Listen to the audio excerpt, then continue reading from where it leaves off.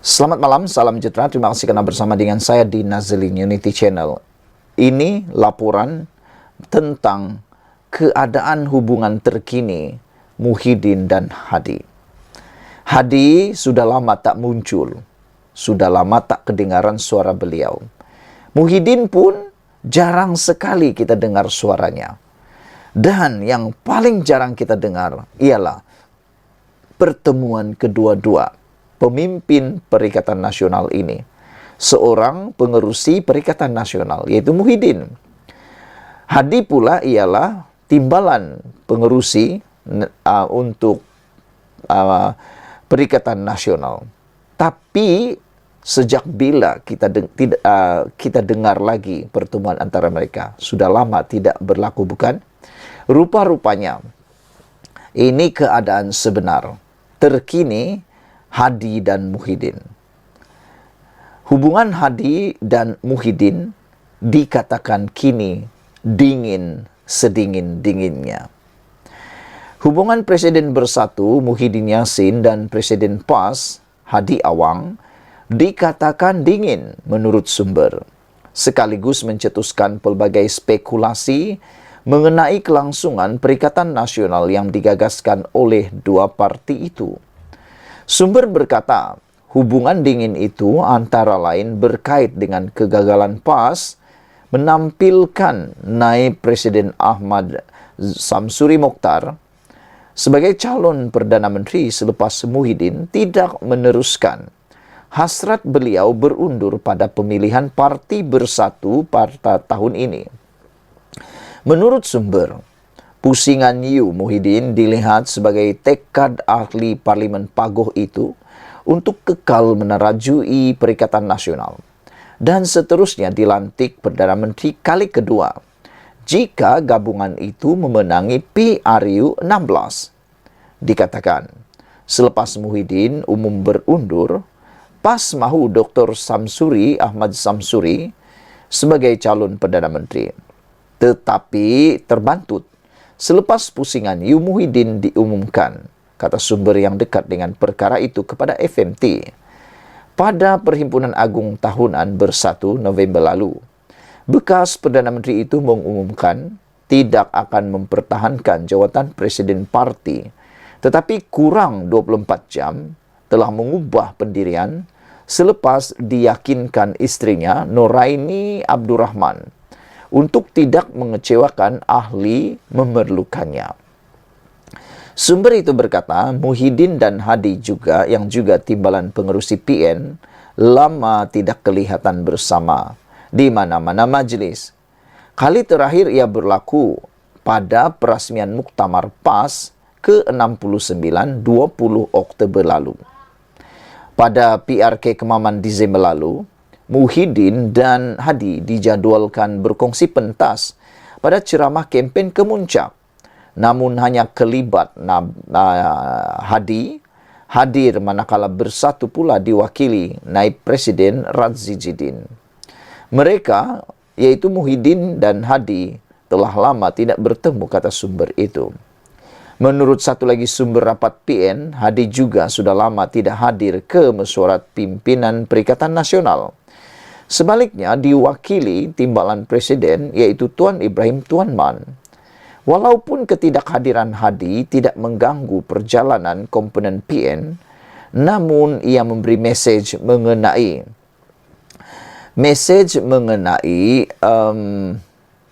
hubungan mereka, kata sumber itu.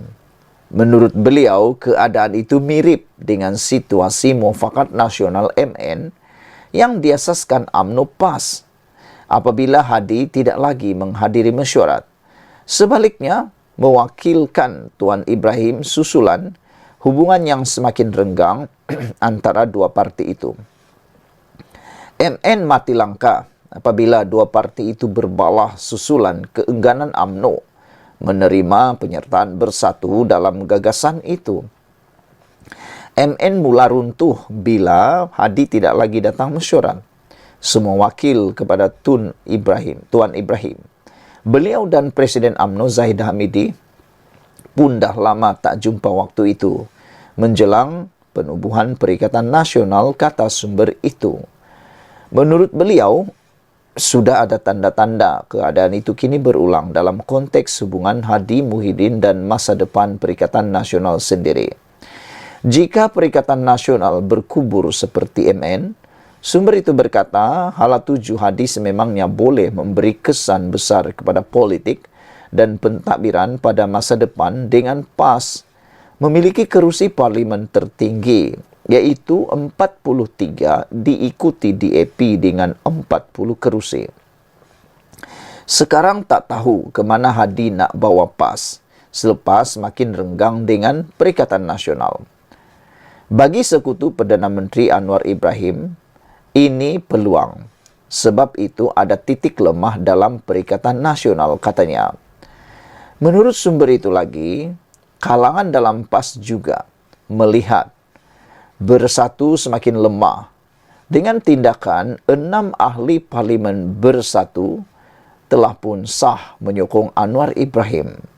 Mereka adalah Syed Abu Hussein Hafiz Syed Abdul Fasal dari Bukit Gantang, Zulkaperi Hanapi dari Tanjung Karang, Zahari Kecik, ahli parlimen Jeli, Muhammad Azizi Abu Naim, ahli parlimen Gua Musang, Iskandar Zulkarnain Abdul Khalid, ahli parlimen Kolakangsar, dan Suhaili Abdurrahman, ahli parlimen Labuan.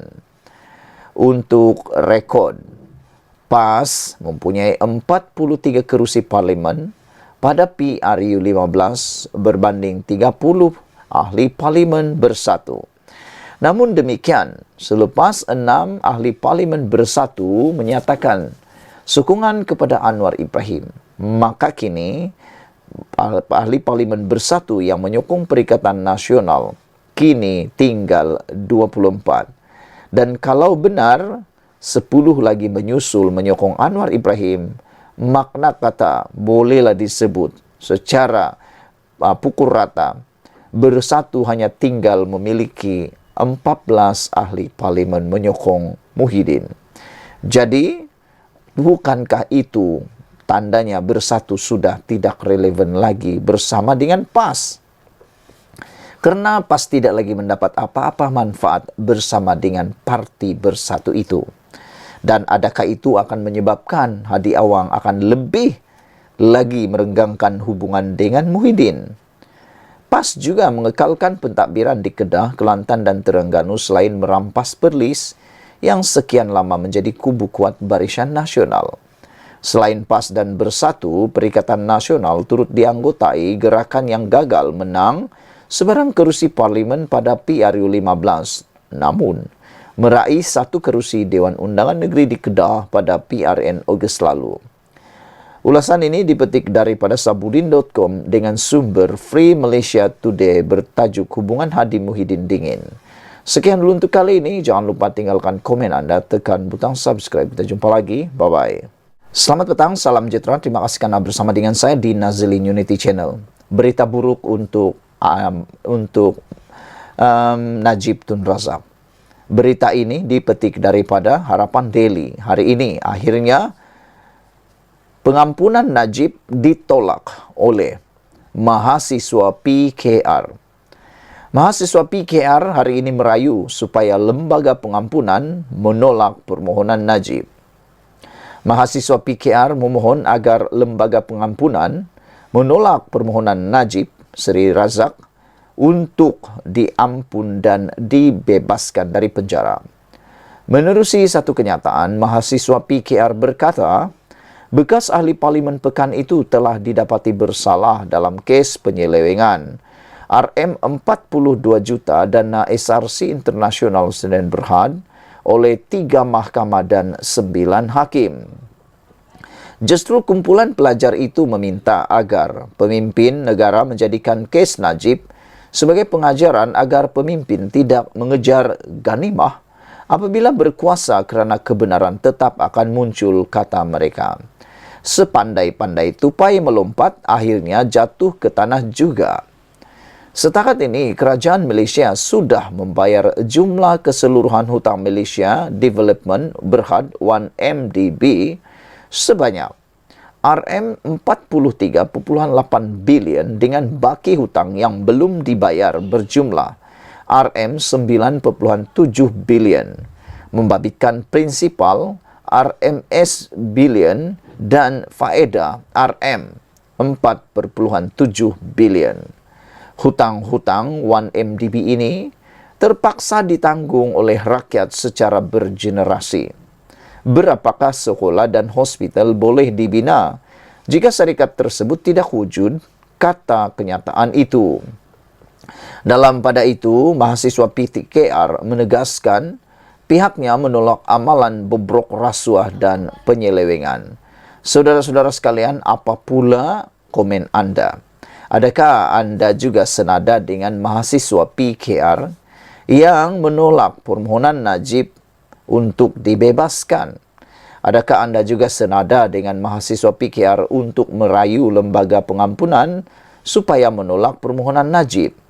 Ini berkisar dengan hutang yang terpaksa ditanggung oleh kerajaan Malaysia akibat daripada hutang 1MDB yang berjumlah 43.8 bilion dengan baki yang belum dibayar sebanyak 9.7 bilion itu.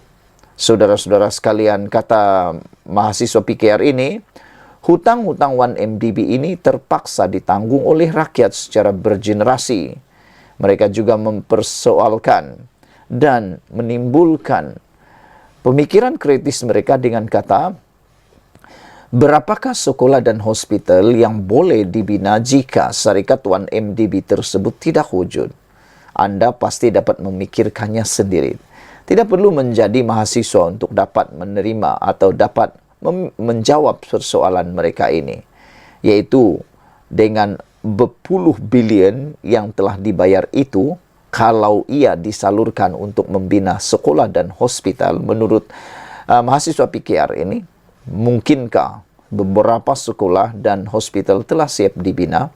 Dalam pada itu, mahasiswa PKR menegaskan pihaknya menolak amalan bobrok rasuah dan penyelewengan. Sekian dulu untuk kali ini. Jangan lupa tinggalkan komen Anda, tekan butang subscribe. Malaysia kita punya, kita jaga sama-sama cintai Malaysiaku. Bye-bye.